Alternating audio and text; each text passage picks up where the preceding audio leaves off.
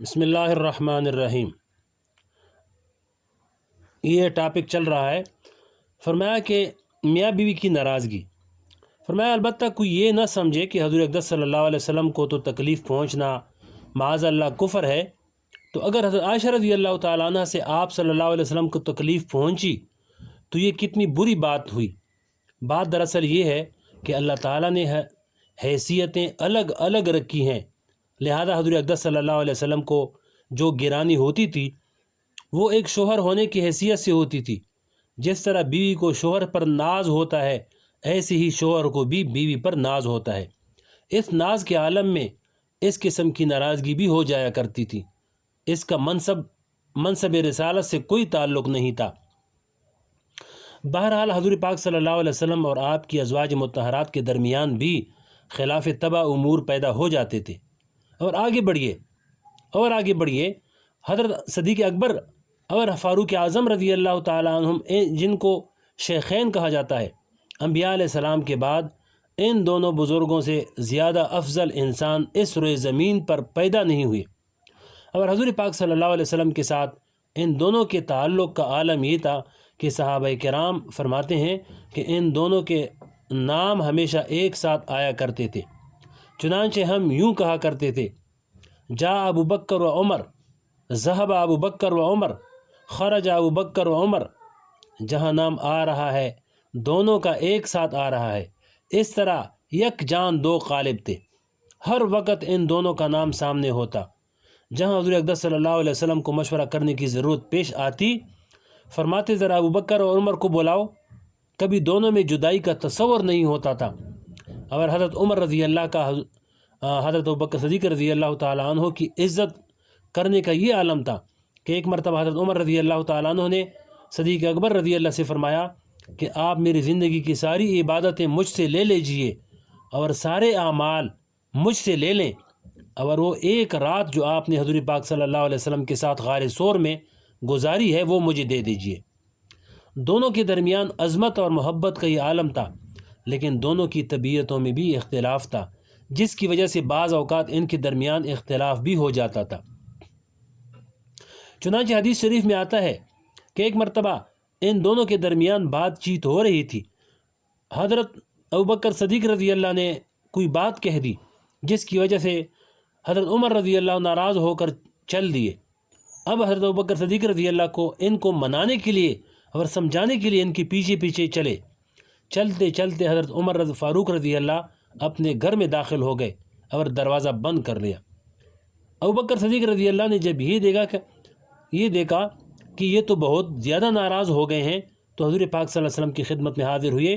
حضور پاک صلی اللہ علیہ وسلم ان کے چہرے کو دیکھ کر سمجھ گئے، یا بذریعہ وہی اللہ تعالیٰ نے آپ صلی اللہ علیہ وسلم کو خبر دے دی۔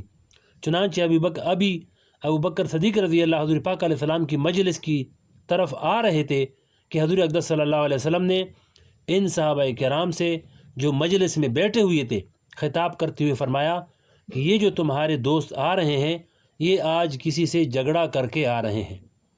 چنانچہ ابوبکر صدیق رضی اللہ تعالیٰ عنہ مجلس میں آ کر بیٹھ گئے۔ دوسری طرف جب حضرت عمر رضی اللہ تعالیٰ عنہ، جنہوں نے گھر میں داخل ہو کر دروازہ بند کر لیا تھا، جب تنہائی میں پہنچے تو ان کو بڑی شرمندگی اور ندامت ہوئی کہ میں نے یہ بہت برا کیا کہ اول تو حضرت صدیق اکبر رضی اللہ سے ناراضگی کا اظہار کیا، پھر جب وہ میرے پیچھے آئے تو میں نے گھر میں داخل ہو کر دروازہ بند کر لیا۔ چنانچہ گھر سے باہر نکلے اور ابوبکر صدیق رضی اللہ کے پیچھے چل پڑے کہ جا کر ان کو مناؤں۔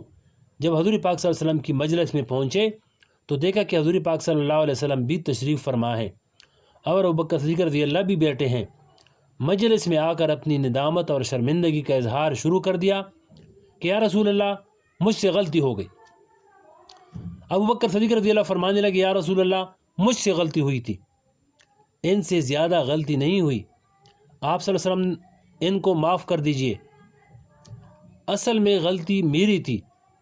اس وقت حضور پاک صلی اللہ علیہ وسلم نے حضرت فاروق اعظم رضی اللہ اور دوسرے صحابہ سے خطاب کرتے ہوئے عجیب و غریب جملہ ارشاد فرمایا: کیا میرے ساتھی کو میرے لیے چھوڑ دو گے یا نہیں؟ کیا میرے ساتھی کو میرے لیے چھوڑو گے یا نہیں؟ یہ وہ شخص ہے کہ جب میں نے یہ کہا تھا کہ یا ایھا الناس انی رسول اللہ علیکم جمیعا، یعنی یہ حضور پاک صلی اللہ علیہ وسلم ابوبکر صدیق رضی اللہ کے بارے میں فرماتے ہیں کہ اے لوگو، میں تم سب کے لیے اللہ کا رسول بن کر آیا ہوں۔ اس وقت تم سب نے کہا تھا کہ کذبتا، صرف اس نے کہا تھا صدقتا، یہ تنہا وہ شخص تھا جس نے کہا تھا کہ تم سچ کہتے ہو۔ بہرحال صدیق اکبر اور فاروق اعظم رضی اللہ تعالیٰ عنہ جیسے انسان جن کا ذکر حضور پاک صلی اللہ علیہ وسلم کی مجلس میں ایک ساتھ آتا تھا، ان کی طبیعتوں میں اور مزاجوں میں بھی اختلاف تھا، جس کے نتیجے میں ان کے درمیان بھی اس قسم کے واقعات پیش آئے۔ اس سے معلوم ہوا کہ کوئی دو انسان ایسے نہیں ہیں جن کی طبیعتیں ایک جیسی ہوں۔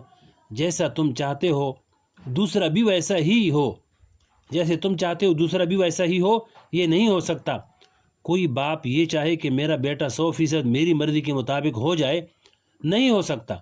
کوئی بیٹا یہ چاہے کہ میرا باپ 100% میری مرضی کے مطابق ہو جائے، نہیں ہو سکتا۔ کوئی شوہر یہ چاہے کہ میری بیوی 100% میری مرضی کے مطابق ہو جائے، نہیں ہو سکتی۔ یا کوئی بیوی یہ چاہے کہ میرا شوہر 100% میری مرضی کے مطابق ہو جائے، نہیں ہو سکتا۔ آگے اور بھی تفصیل ہے، انشاءاللہ اگلے ویڈیو میں سنائیں گے۔